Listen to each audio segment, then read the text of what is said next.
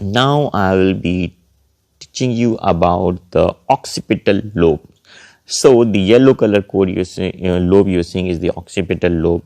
Okay, it's present both on the superolateral as well as on the medial surface, right?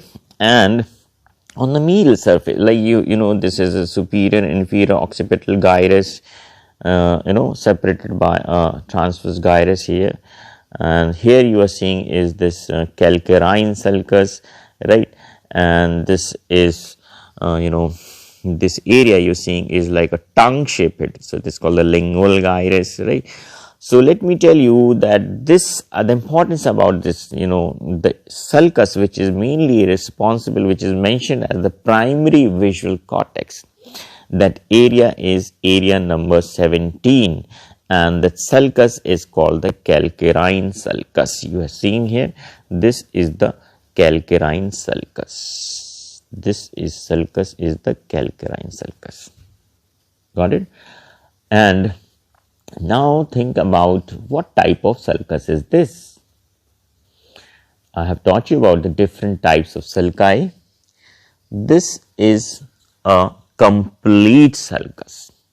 Complete sulcus means it goes deep inside the gray matter and even it dips into the white matter such that it indents the cavity of the lateral ventricle, and here it will be the posterior horn of the lateral ventricle. So it indents the ependyma of the posterior horn of the lateral ventricle. That's why it's called a complete sulcus. Okay. Now the thing is, this occipital lobe, right, it has a lot of significance because it's very important. It's important for the visual functions, for the sensations of vision and sight. Actually, this area, while during the embryonic period, it's when it's growing, the brain is growing, it's all confined within the bones, like intramembranous ossification of the bones of the cranial vault happens much earlier than the enchondral bones. So the bones of the cranial vault start ossifying very early. So that means that the nervous tissue within this fetal skull gets restricted. So what happens that the enormous growth happening at this occipital pole doesn't get more of space.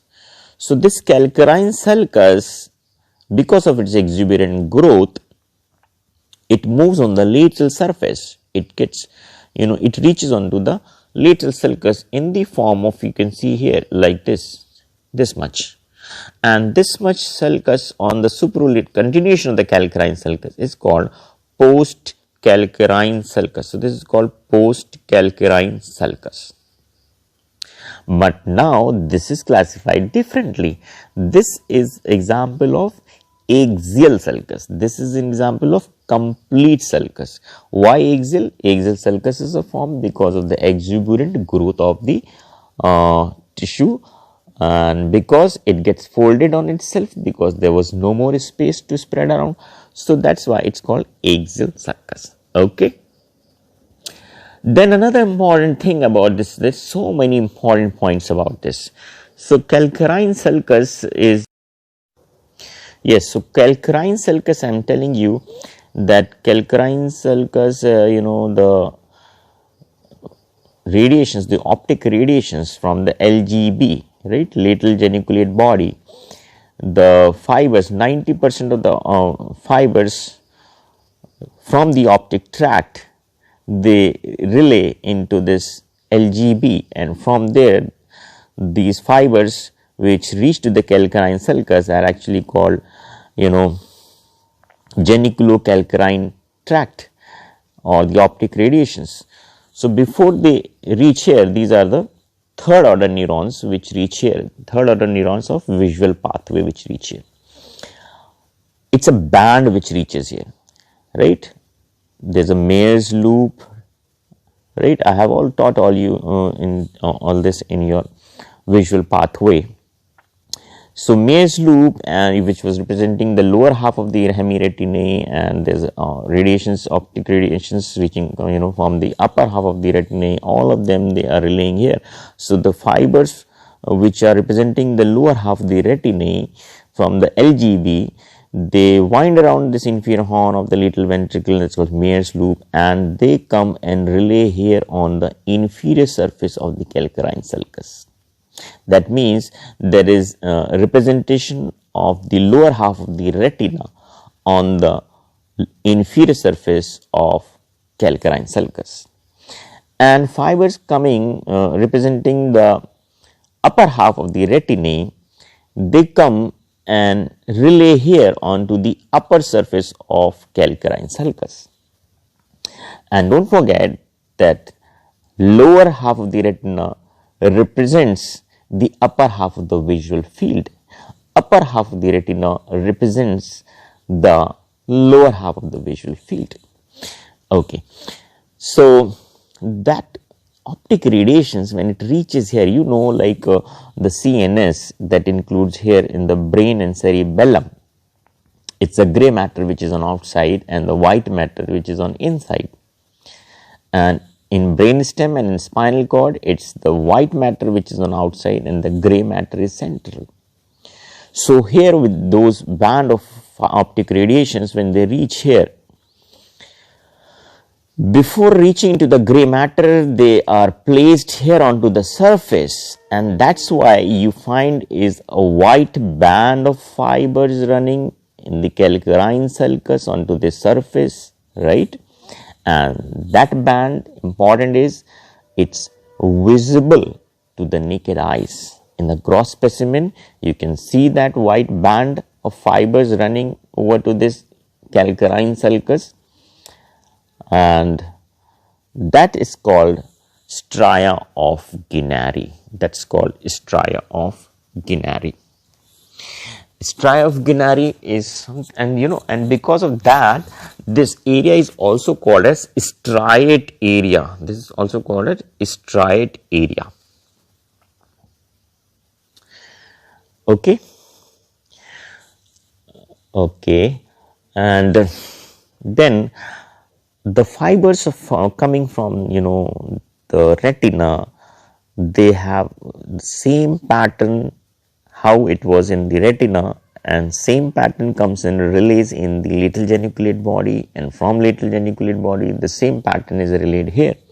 So means to say that the image formed is absolutely same here also, but the thing is, the macular fibers, right, the fibers from the macular region, they come and occupy a bigger area, right? Let me use another color. Yes, so this area you are seeing is the area above and below to this calcarine sulcus, right? So upper half the retina, lower half the retina carrying macular fibers, they relay here into the posterior end of the calcarine sulcus, right? And this macula, you know, in the center of macula is the fovea. So those fibers from the foveal end, right? Fovea is having only cones, so it's the area of the brightest vision and color vision. So that reaches here onto the post-central gyrus. Okay. So the post-calcarine sulcus, and the fibers coming from the peripheral portion of the retina, they come and relay here onto the anterior portion of the calcarine sulcus, right? So the representation of the fibers coming from retina is peripheral to central, right? Central means macula, right? And center of macula is fovea. So fovea, fibers coming from fovea, they reach up to the post-calcarine sulcus. So that is how and the macular area is represented in a much larger portion of the calcarine sulcus posteriorly. So that means, you know, there is a lot of space for compared to the peripheral fibers from the retina, there is a bigger space for the relay of the macular fibers. Now with this comes another importance, is that because, you know, if you are having any sort of damage or injury, a lesion in your peripheral retina, your life doesn't becomes much handicapped unless you have a macular fibers intact. You can continue a good life. So what I'm saying is that this macular fibers, the macular vision has more of significance, even the fibers from fovea. So by nature, that everything has a significance. So that the blood supply onto this surface, supralateral surface, the major blood supply is by the which artery? Yes, middle cerebral artery. Middle cerebral artery supplies the occipital in fact, this all the region you are seeing here is being supplied by middle cerebral artery. This is middle cerebral artery supplying the postcalcarine sulcus. Now on the medial surface, it's the anterior cerebral artery. And on the inferior surface, let me tell you that this inferomedial border is not very clear-cut demarcated. So this calcarine sulcus and this surface of the occipital lobe is mainly on the inferior surface, inferomedial you can say. And the blood supply, and it overrides the tentorium cerebelli. So the blood supply of this in supratentorial surface is mainly by which artery? This artery is posterior cerebral artery, right? So blood supply of the calcarine sulcus is by posterior cerebral artery, reaching up to this occipital pole, and on the supralateral surface it's middle cerebral artery. So got to know that fovea now has a dual blood supply. Got it? So that is another important point of this postcalcarine sulcus. Now about this lesion, brain is suspended free within your cranial cavity. It's floating within the CSF. So in case of trauma, head trauma, if you're not wearing a helmet and in a road traffic accident, your head hits the ground or the road with your occipital bone striking the ground. So what happens? Your brain bombards against the frontal bone. So in that cases there'll be chances of anosmia, because the frontal lobe or down below you have those olfactory bulbs, and olfactory bulbs are connected to olfactory epithelium via those minute thinned out olfactory nerves passing through the cribriform palate. They easily get torn out, and it might lead to anosmia. When you hit the ground in an accident with your frontal bone striking the ground, your brain strikes the occipital bone from inside, and in this case there might be chances of rupture of these blood vessels, and there are chances of blindness. Now, what type of blindness depends on what area of this calcarine sulcus undergoes ischemia. There will be homonymous hemianopia. It depends on what area, if this upper half, lower half, posterior end, anterior end, where exactly there will be focal ischemia. So accordingly there will be a loss of vision. But to prevent the fovea, the area of brightest vision, you have this at least this much of advantage, that in case of ischemic injury, this has a substitute, right? That is, it's being supplied by two arteries. Got it? So that was about the blood supply of this area. And now I will be talking about something different, and that is the area adjoining the area number 17. So just above and below both the sides, you have area number 18. Now 18 is also called as parastriate area or paravisual area. And beyond to that, you have area number 19. adjacent to area number 18, and that's called perivisual stria or perivisual area. Got it? These, and let me tell you an important thing is these are just the names, they are all separated by sulci, and even on the supralateral surface also you have like separations between 17, then you have 18, then you have 19. Important thing is all these areas are interconnected by these association fibers. You have association fibers connecting 17 and 18, connecting 18 and 19, and even connecting 19 to 17 as well. So all this is interconnected by international neurons. An important another thing is that the fibers coming from LGB, lateral geniculate body, which is called geniculocalcarine tract or optic radiation. Don't forget that all the fibers of the optic radiation, they do not completely get submerged in this area number 17. So part of the optic radiation also directly reaches area number 17. Part of the optic radiations also reaches directly into area number 19. Got it? That's important.